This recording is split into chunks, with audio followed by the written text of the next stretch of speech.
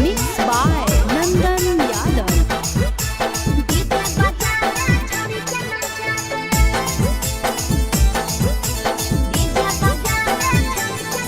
आगे कथी के बिजनेस करो पहुनवा हमरा बतावेंगे। कथी के बिजनेस करो पहुनवा हमरा बतावेंगे। छोड़ी तो हमरा बतावेंगे। हेरे हमर बलमुआ डीजे बजावे छड़ी के नचावे।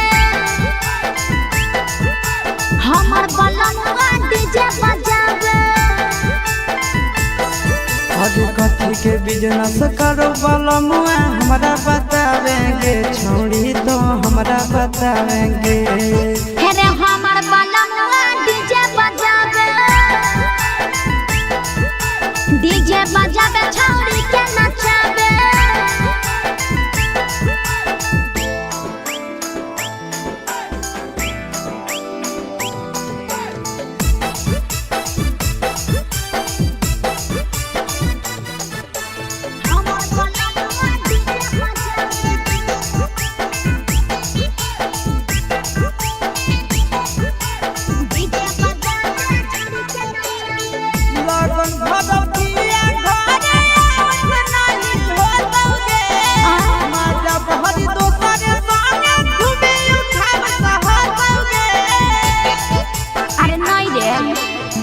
पिकअप पर बांध के पिया चारा गोडी जी रे।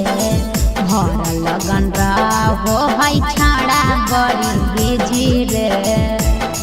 बुझली यही से बलमुआ नहीं तोर घरे देखावेगे। यही से पहुनवा नहीं तोर घरे देखावेगे। छौड़ी नहीं घरे देखावेगे। अरे हमर बलमुआ डीजे बजावे छौड़ी के नचावे।